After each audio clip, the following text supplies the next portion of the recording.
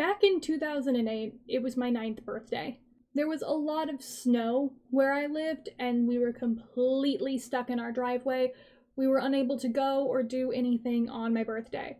My grandmother, though, braved it through the freezing cold winter to get to my house. When she did get to my house, she presented me with a printed out picture of a black horse. She said it was my gift, and everyone kind of laughed because it was just a Google image picture of a horse.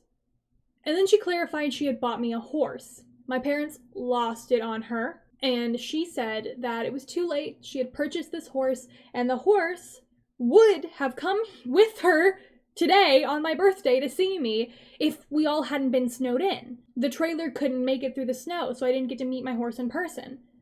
But he existed. This was a real horse she had bought me. Now, I don't come from a family that owns land. I don't come from a family that can afford to board a horse on someone else's farm. And so my parents lost it on her. I never got to meet the horse. They forced her to return it, basically. And she was so upset. So she took me to Barnes & Noble instead, after all the snow had melted about a week later, and she told me I could get whatever I wanted at the whole Barnes & Noble to make up for the fact that I couldn't have a horse. I noticed that the Barnes & Noble had a shelf in their toy area of Bella Sara trading cards, like large packs of them. And I mentioned, "Oh, that's so cool. I've seen that on TV." My grandmother saw the box full of trading cards, full of the packs and the pouches and everything, saw the whole display, and she bought me the whole display with the refund money she had gotten from the horse. So while she could not get me a real horse for my birthday, she provided me with 300 plus fictional horses.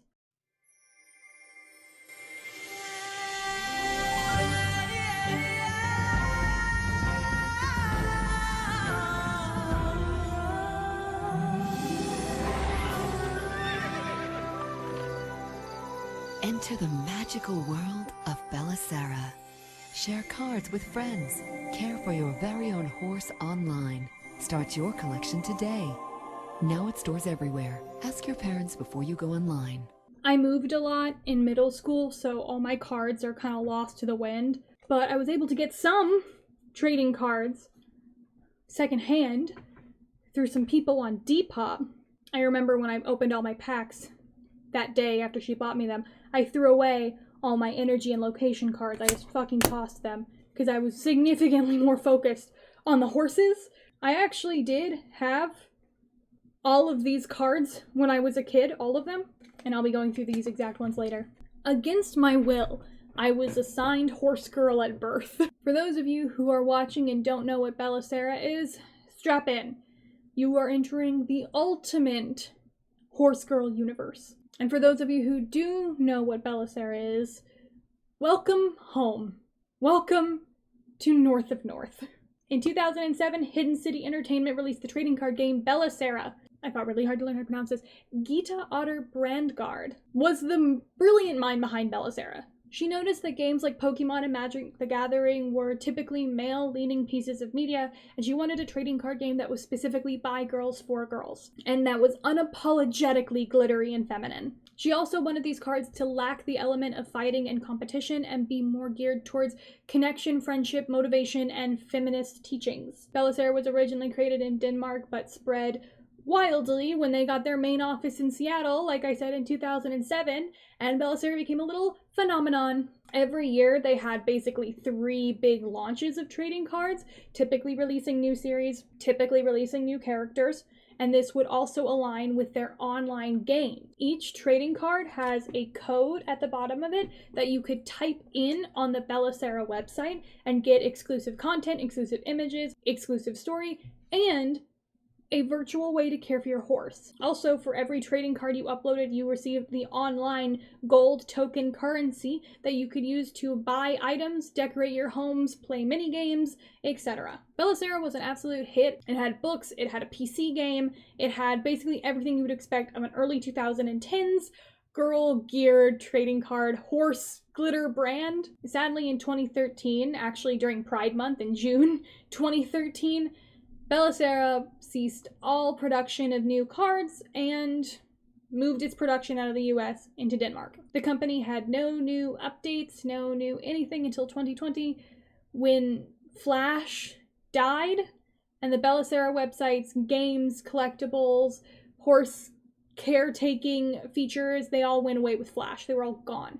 The Belisara website does exist technically, but it's a completely different entity now. It actually promotes a card collection app. The app is $2.99, and the whole purpose of it is that you pull a trading card a day out of a selection of 55 pre-existing popular Belisara cards, and you get a motivational message for that day. Because each Belisara card, along with coming with a code that allows you to care for your horse online, also came with a motivational message. This was the positive intent that Gita tried to put into the trading card world. Less fighting each other and more loving each other. I'm about to go deep dive on a Belisara and just give you as much information as I physically can. Might be a little incoherent. I'm going to try to break it in chapters. I just need you to bear with me. There's a lot going on here. Cool. Now, the world of Belisara is so deep. So I wanted to go through it with all of you. This was such a big part of my childhood.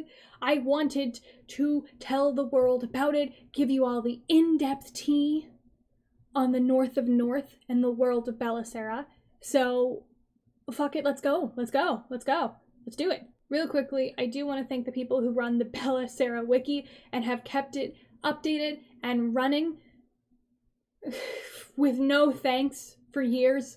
A lot of the information for me to ensure what I'm telling you all is accurate has come from there. So, big thank you to those mods. They are preserving internet history.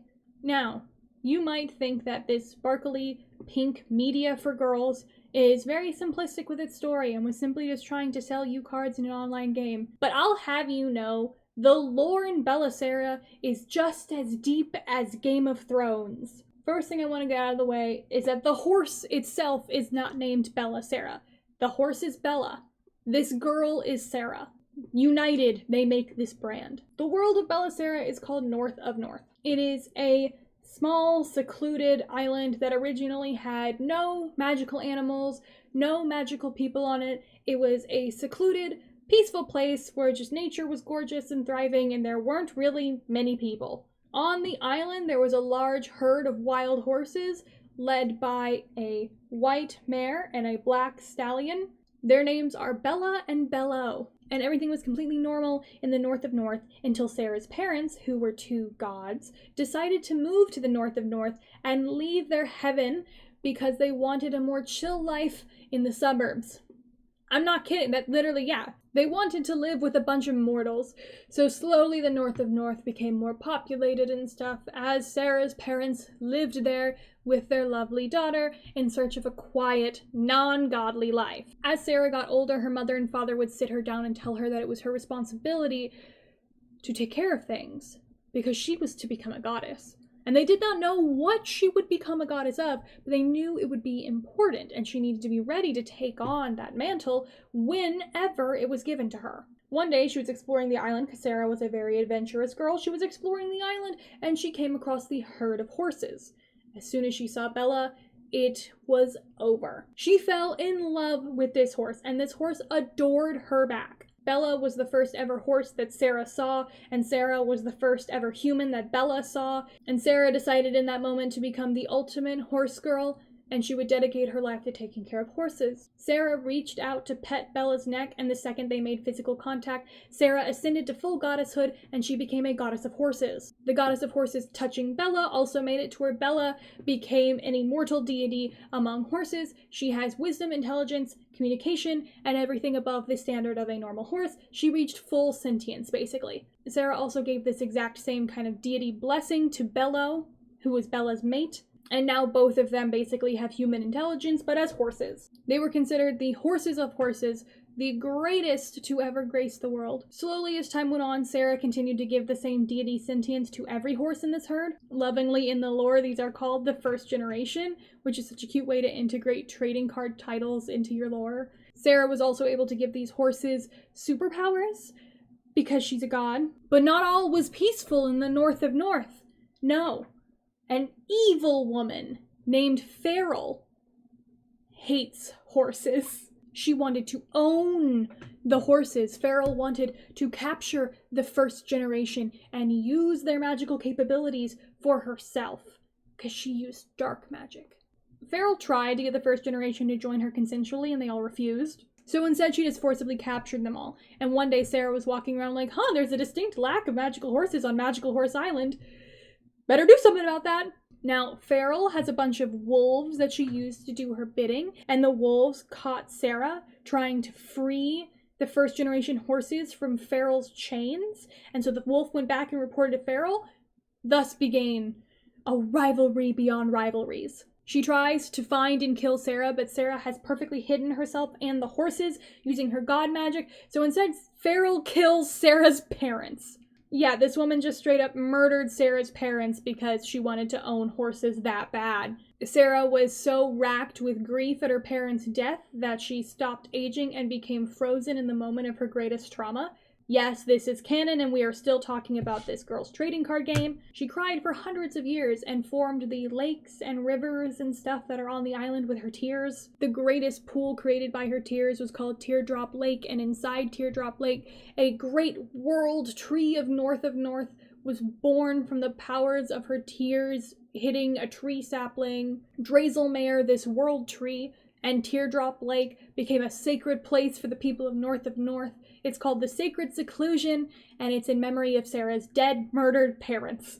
If you drink from Teardrop Lake, by the way, your powers get stronger, your magic gets stronger. That's how more horses get their powers. Farrell and her wolves kept trying to hunt for the first generation and Sara, but they ended up just chasing each other around for hundreds of years, and the horses started to get really worried that Sara would have to run forever and be stuck in her grief forever. But that didn't need to happen.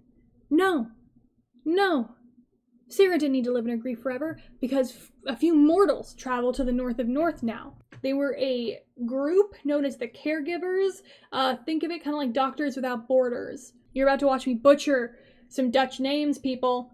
Mitka Rolandotter and her daughter Sigga were a part of these Caregivers. Sigga has magical visions, and she saw a vision of a crying goddess, and so her and her mother separated from the Caregivers and found Sara in the Sacred Seclusion. And basically Mitka was like, hey, instead of just sitting here and crying forever, maybe helping other people will help you heal yourself. Spreading love means feeling love, means healing others heals yourself, you know what I mean? And so Mitka, her husband, and her daughter Sigga became Bella's new family, with Sigga basically kind of being her sister and the other two kind of being her parents. Sara started to teach Sigga and her family all about the magical horses in the first generation, and the horses were so helpful at this Doctors Without Borders thing that all the Caregivers were given first generation horses by Sara to help them do their work better. But then Farrell infiltrated the Caregivers, going in disguise and joining them secretly to try to get herself a first generation horse, and didn't work. Mitka passes away and Sigga's now in charge of all the Caregivers, and Farrell is not getting what she wants. Farrell petitions to put herself in charge of the Caregivers. She is denied,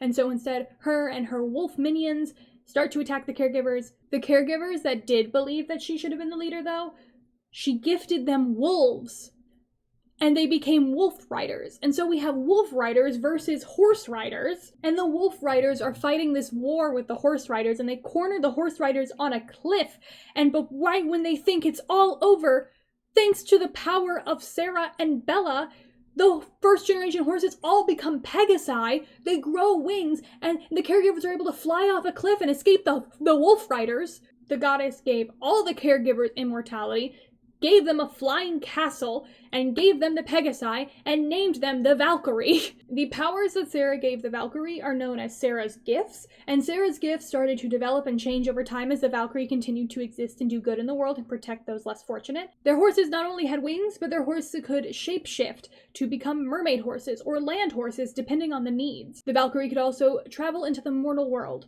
to help even more people. The Valkyrie ended up choosing little sections of the mortal world to protect and stand by, but Sigga, if you remember her from earlier, chose the North, and her and Sara now live together basically in this big lesbian castle, lesbian protecting the lesbian North.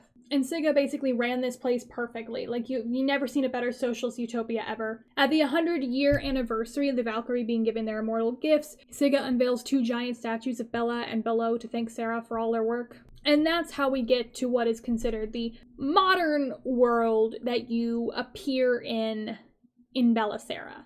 Like, that's where the card game starts. But wait, there's more. Because then there was more lore released during the releasing of the trading card games, because there were books. There were books, and there was an online adventure game, and a PC game, and the online games continuing the lore.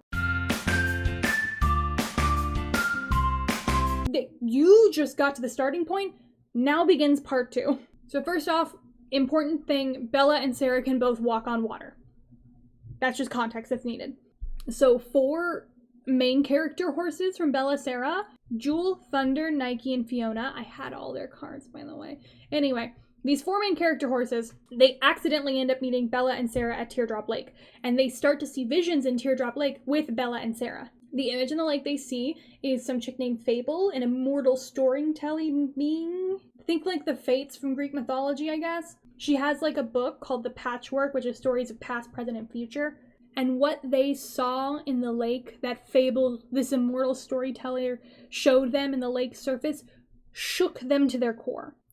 Sigga would fall in love with a prince, rush into battle to save him, but their story would end in tragedy, with the prince captured and dying, and Sigga aging from her heartbreak, and the entire world of North, and specifically Sigga's kingdom Trail's End, would be left to decay. Everyone was horrified by this awful moment, but Fable was like, wait, look at these images again.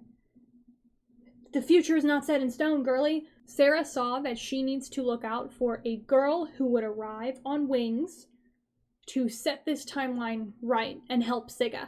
Also, all the horses I mentioned that are present, Bella, Nike, Fiona, Thunder, and Jewel, they would all become legendary horses with legendary legend stars, and that this girl who would arrive on wings would work with them all to right the timeline and save North.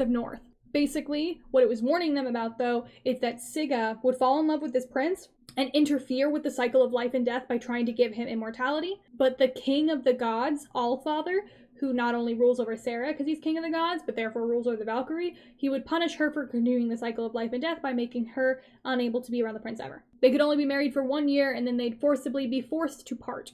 The prince would remain immortal, but would be locked away forever, where Sigga cannot see him, and Sigga would be doomed to age. He also said that Sigga and the prince would only bear sons. There could be no more women in Sigga's line joining the Valkyrie sisterhood through blood, but this girl that would arrive on wings would be Sigga's bloodline, and so she would end up joining the Valkyrie sisterhood and saving everyone and saving Sigga. With the help of the legendary horses. Time passes, everything the tapestry said happens. North is struggling, and Sigga's having a rough time, and her prince is locked away forever. 1,000 years later, Sigga's long dead, and her family line has been nothing but sons, all the way down, until her great granddaughter was born, Emma Roland. She's just a mortal chick, but she has a horse named Wings. It's her special connection horse or whatever. And now, her, Bella, and Sara, and Wings all get to team up and save North. Tragically, the Bella Sara company died before we could see exactly what happens to Emma, but there are 3 online videos and then 1 Bella Sara commercial that gives us a little detail on some of her adventures.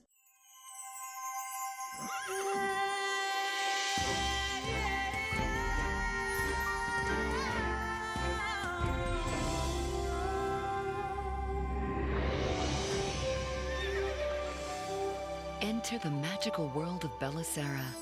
Share our new Northern Lights cards with friends. Care for your very own horse online. Start your collection today. Now in stores everywhere, ask your parents before you go online.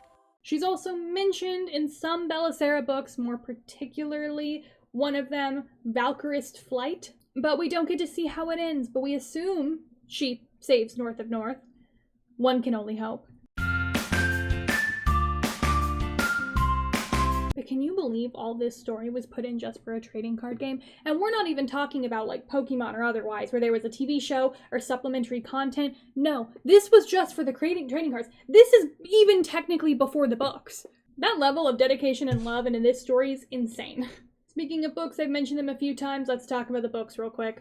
By the time the Bella Sara books started coming out, the website and trading card game were already in full force. The book started being released in late 2008, and I'm talking late, I'm talking December.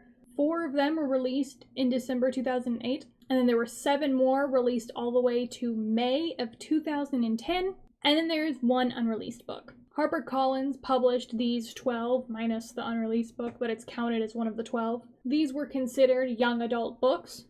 Then a French publisher, Hachette Jeunesse, released 20 different chapter books for ages 6 and up. The first 10 books of this series, which is known as the Pink Library Bella Sara series, the first 10 books are just translations of 10 of the English books, and then the next following 10 are originals. 6 of the original English HarperCollins books were also translated into Italian, and then in Poland, instead of getting published translated books, there were instead activity books, 10 of them unique to Poland. Russia got 7 unique activity books released only in Russia. There were 2 Choose Your Own Adventure Bella Sara books released in the United States. And then, of course, there was a full, ultimate guide Bella Sara book. There were sticker books, children's activity books, and 2 online exclusive books. The online exclusive books go more into detail about Emma's story specifically. The books I read and owned were the 12 HarperCollins books, or again, I owned 11, one was unreleased. These are the ones that are widely amongst the Bella Sara cult fandom. These are the ones that are known as canon. Before we talk books, though, I would like to talk about the canonical map of North of North. So the North of North is a continent, a giant island, if you will, that is not connected to any specific culture or seen on any specific part of the map of the Earth. It's considered not attached to any planet, like it lives in its own pocket dimension for gods, goddesses, mortals, and horses. The sea surrounding North of North is not technically a real ocean. It actually technically is the Aurora Borealis. This connects North of North to mortal realms. You can basically fly or swim through the Aurora Borealis to get to the mortal world of your seeking. North of North has its own kind of Eurocentric styled fantasy culture. The currency is horseshoes, and it has a few different lands and countries within the greater concept of North of North. Now what's really cool is that on the Bella Sara wiki, the map is interactive and you can zoom in and click on different things, which is very cool. These are all the places mentioned by name in the Bella Sara lore. And then as we start to move inwards, we reach Trail's End. Trail's End is a very popular area. This is where Sigga created her specific Dominion kingdom, and therefore this is where a majority of the mortals live. This is where the sacred seclusion is. This is also where the main city, Cantor Hollow, is located. You have the lighthouse, you have the horseshoe bay, you got all 9 yards. I think there's 7 castles in this area. There's a lot going on.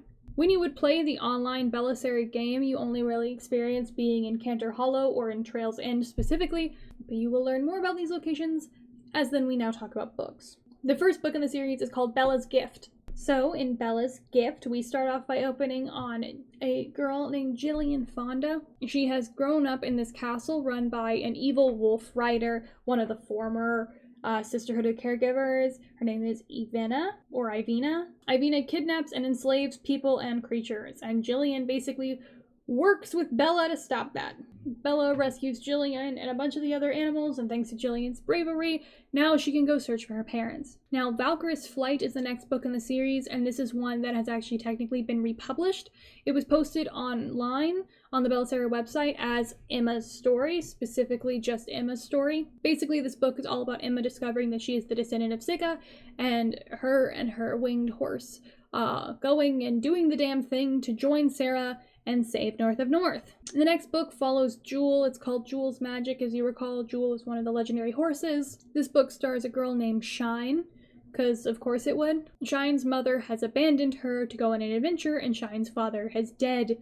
And so she is stuck here on this ranch working with people who bully her. Shine has this doll named Gertrude that is very important to her, and it gets stolen by the asshole kid of this family she's living with. Heartbroken, she goes to Teardrop Lake and she cries, and that's where Jewel shows up, and Jewel helps her get revenge to get this damn doll, and also help her solve her mother's adventure. She gets to rescue her mother, get her doll, fix her doll, and become besties with Jewel. Next up, we get to meet another one of the legendary horses, Nike. This book follows a girl named Marta Thomas, who really wants to fly in her village's horse flying competition. She basically prays to Nike because it's her favorite horse, and then Nike shows up and wins the race with her. And the next book is Fiery Fiona. Fiona was always one of my favorite horses. She's pure red and she's gorgeous. This book follows a girl named Astrid, and basically Fiona shows up and helps Astrid because Astrid goes adventuring, gets lost, gets caught in a storm, and Fiona saves her and brings her back home just in time to see Astrid's house burning down. Thanks to a magical creature known as the Nyx, who only wants a home to live in. He's accidentally fucking stuff up. But once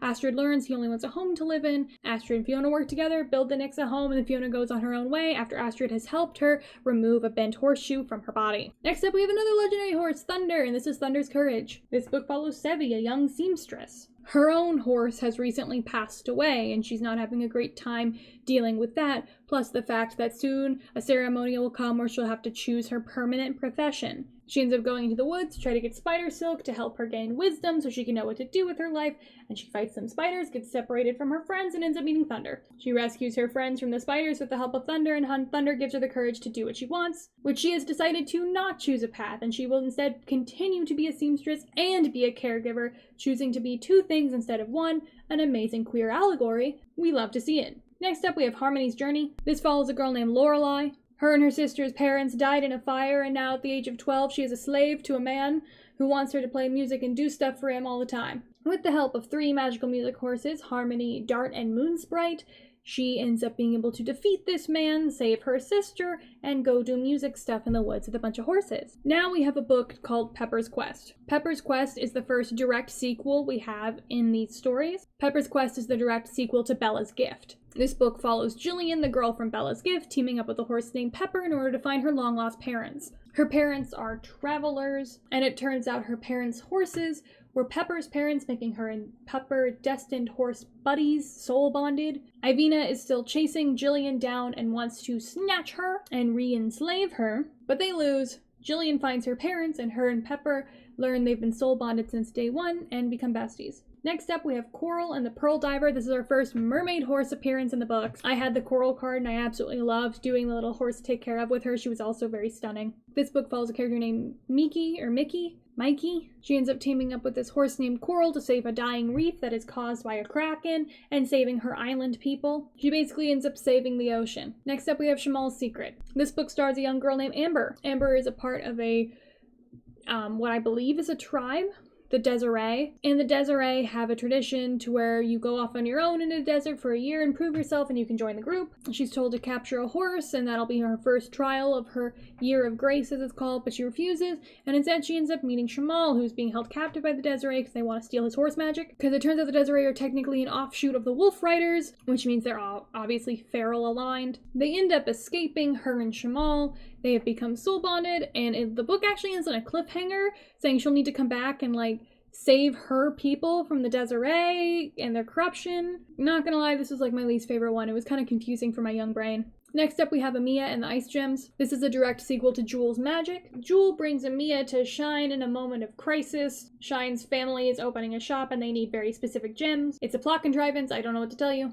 The horses and the girl go on a quest, and Shine ends up soul bonded to Amiya, thanks to the Ice Gems. This was the final published book in the Bella Sara book series. For the next book, Mysterious Farah, cover art and a brief summary was released, but the book was never published. This book would have been a direct series to Fire Fiona and would have starred Astrid. So as you can see, they were trying to build a cinematic universe, but 2010, I guess, was not a kind year for them, because the last book never came out. 2010 seems to be when a lot of the Bella Sara hype was dying down. That's when Emma's story kind of peddled off into nothing. And that's when a lot of the main lore stories started to die. Now let's go back, though, to 2008 and 2009 to these technically non-canon video games. First off, Bella Sara PC game.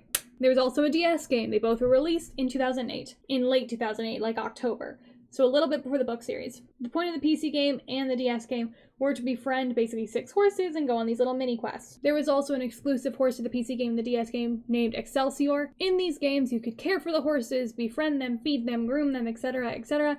And Excelsior was the only one that was exclusive to these. The other ones you could do the same kind of feeding, grooming, and caring for on the Bella Sara website if you had the trading cards. In fall of 2009, an online game called Bella Sara Adventures was released. It was an online adventure game that was kind of similar to, if you remember Pixie Hollow Online, or even, I would say, kind of similar to Pop Tropica 2. Basically, you and Wings are given the task of restoring magic in North of North, and you get to farm in order to renew life in this world. You also get to befriend people in North of North, help them complete quests and tasks, and these exclusive quests and tasks could be unlocked using very specific cards you would receive from trading card packs known as horseshoe cards. Some of these adventures did contribute to the main storyline, like one was about Herd, Sunflower, and Emma's story. In that one, you set up for a big horse ball, but others were simply individual adventures that were technically considered non-canon. Belisaria's Adventures was available online until 2020 when Flash died. Even while it was active though, some of the graphics had started to deteriorate and some of the gameplay had been so severely outdated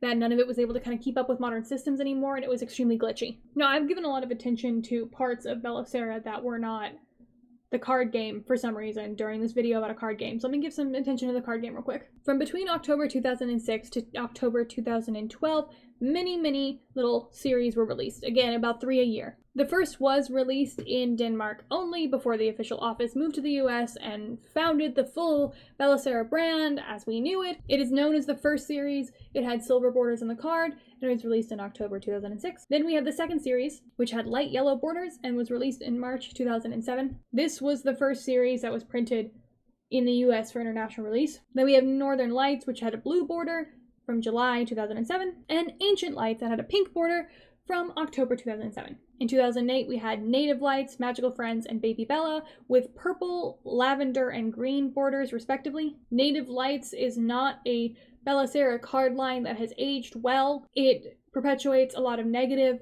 stereotypes and fetishizes a lot of indigenous cultures, especially First Nations cultures here in the US. In 2009, there was Treasures that had a turquoise border, Royalty that had a light purple border, which is different than the lavender border mentioned previously, and Bella's Ball, which had an orchid border, which was also a different purple than the other purples mentioned. In 2010, we had Sunflowers that had a gold border, Moon Fairies with a blue border, and Starlights with a light blue border. 2010 was the year of Sun, Moon, Star, baby. In 2011, we had Spring Carnival, Summer Camp, and Winter Festival. By 2012, the brand kind of knew it was on its way out, and it only released 2 sets of cards, and that includes the Best of Belisara and the Herds of North of North. At the beginning of the card game's genesis, the amount of cards per series kind of varied, as did the amount of foil and special cards, but by the end of it, it was a pretty consistent 110 cards per pack, with 45 common cards and 55 foil cards, and 10 story or character cards. The change to make the production of this a little bit more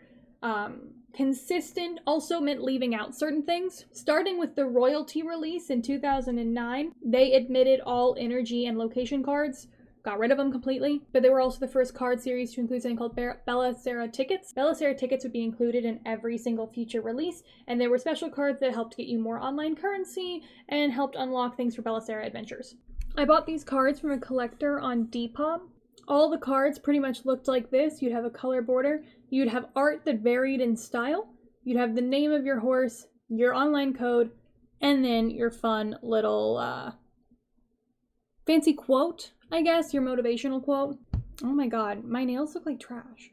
Ignore that. Absolutely ignore that. What you're seeing is leftover acrylic glue and my tiny little nubs. I'm so sorry. Let's go through the cards I got from this collector, because I think it'd be fun. First one is this one I was showing you, Ice King, which, if I am to guess correctly based on the color of the border, I believe is from the Northern Lights collection from 2007. The date on the card also says 2007, so I'm gonna settle on this was the Northern Lights one probably. The motivational quote on this Ice King one, "Hope is like magic. It keeps you full of energy."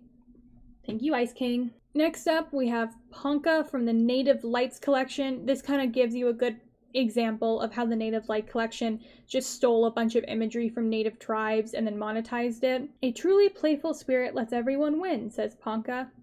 Thanks, Ponka. We have another card here from Native Lights. Arapaho. "Show you are responsible by always telling the truth. The truth is that these cards are appropriative." This is a couples card. Couples cards existed in the Baby Bella series. You can see that based on the green border and the fact that the date on the card says 2008 when Baby Bella was released. What Baby Bella did is it included pairs, canonical romantic pairings of horses, and lists their foals, their canonical children on the bottom.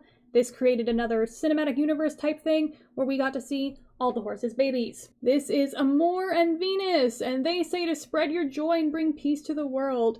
They also have 3 kids. Good for them. This is also from the Baby Bella series. Not only did they have couples, but they also had the babies and would list the parents on the bottom.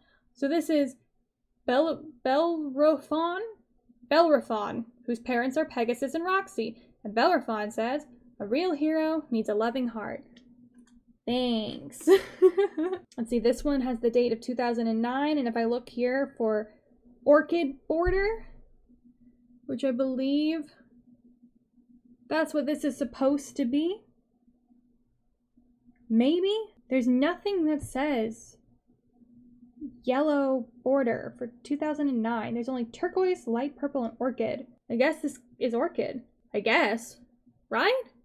I guess. And then the last card I have of actual horses is from the Treasure series from 2009. And this is Diamond. And her treasure is Mother Diamond, whatever that means. Trust me, I'm here to help you become a loving and good friend. Aw, I really like the art on that card. Most of the Bella Sara cards had this art style. This kind of romantic, realistic horse appearance. But occasionally some other artists would step in with some more stylized, almost anime or cartoon-like horses. What I also have here is a location and an energy card. These, like I said, stopped being produced in 2009. This one is actually from the exact same series as the other yellow card we couldn't figure out. This is the Islander Castle. Like, I could not tell you what series this is. I'm so confused, but it's cool. It's cool. It's a location card. And then here, from Native Lights again, we have a very appropriative mandala. Yikes. Along with the Bella Sara cards, there were posable figures released. There were hard figures and suede covered figures. Like, Bella Sara had a proper, like, toy empire for a second there, which is crazy. So if Bella Sara had so much going on, where'd it go? Great question.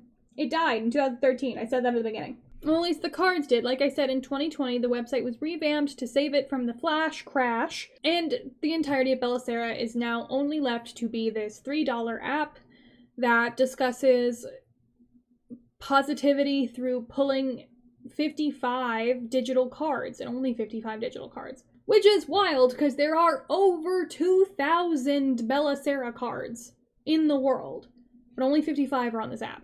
In a recent interview with Gitta, the creator and brain behind Bella Sara, she said she doesn't want this to be the end. She wants more things to happen in the future. She still sees a future for this brand, but she also knows the current state the world is in, and that the fact that little games like this don't really make it anymore. I think Bella Sara would lend itself very well to a My Little Pony-esque style TV show, or to some kind of video game-based reboot. As you can see, there's a lot of lore and a lot of story here to work with. Hell, there are books to adapt if you didn't want to find your own original story in this world. But the likelihood of a series that is this unapologetically feminine and positive and confusing, the likelihood of it getting greenlit is a little hard right now. Especially considering this would lend itself best to being an animated series, and almost every streaming service and company is nuking their animation departments for no reason at all. So now Bella Sara just lives in the hearts of all the people who loved it when they were younger. The Bella Sara subreddit is pretty dead, but when it's active, it is active. There are people there that still post art, that still post cards they've collected, or merch they happen to find in the wild. There is a market online for people who still want to collect these cards, these figures, etc. Bella Sara did impact people, and it stuck with people. Not only because it was probably the best horse girl media, because, like, think about it, they combined horse girls with Greek mythology, like, that's basically every middle school girl done. But also because genuinely Bella Sara was one of the first unapologetically feminine card games at the time. I haven't seen anything else replicate what Bella Sara was trying to do, which is take the fighting out of trading card games and instead put in unapologetic feminine love. There were no male characters in Bella Sara. Did you notice that? Not one. It was all about women loving women. It was arguably a very sapphic-based series. The only men in the whole series were horses, or cousins, or bullies. Women really got to take a spotlight, and they took a spotlight doing things such as, like, saving people from slavery and fighting fascists, which is wild. I know when I was the age to absorb Bella Sara content, I was overwhelmed and overjoyed with the fact that there was a fantasy series geared towards what I felt was very me at the time, which was a girl who wanted to feel like a girl at the time. Points at the he, they in the corner. I miss Bella Sara. I'll admit that. I miss it. And I don't think I just miss it through a nostalgic lens. Doing this and finding research and doing all this stuff to find more about this series it made me realize, like, yeah, no, I just really like this. I like it. I think it's cool. Does it have its problems? Yeah, like there was some appropriation of cultures that were not necessarily Gita's to appropriate.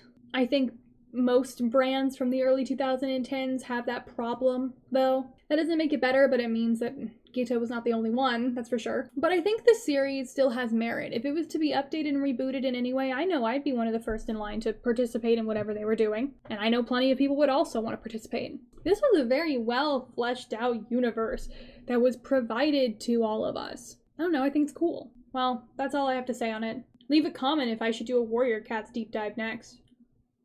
I wish I could leave this and now go play the Bella Sara original website, but even in Wayback Machine and stuff, just because Flash is dead, there is nothing left. The website is lost media.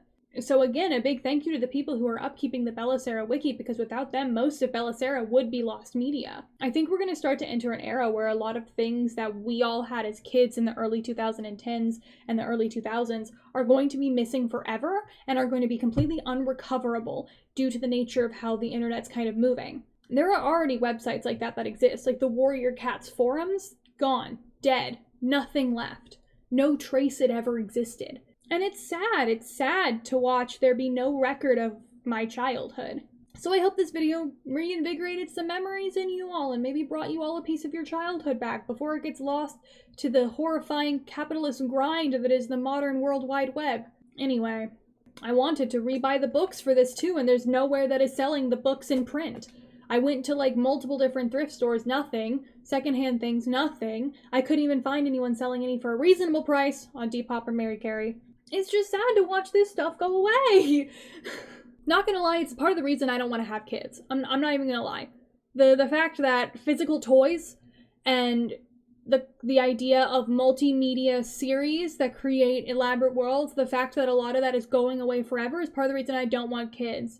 There's not meaningful stories or experiences in the world for young people anymore that aren't just on their damn phones. And I'm not just being a boomer saying that, like, I mean it. Hell, even if you take your kids to like an amusement park or a theme park, every single one of those parks have apps that you are required to download and use in order to have most of the features at these theme parks and stuff. Like, the concept of media that is only partially online but majoritively physical is like going away. It's heartbreaking. It's so upsetting. It's why I'm gonna keep these cards forever now.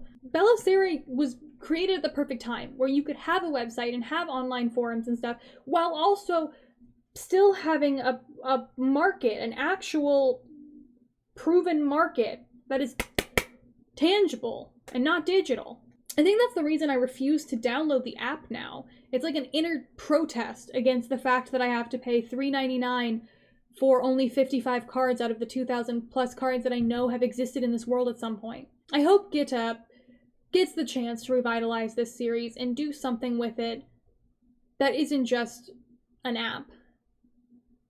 Because I think Bella Sara deserves more than an app.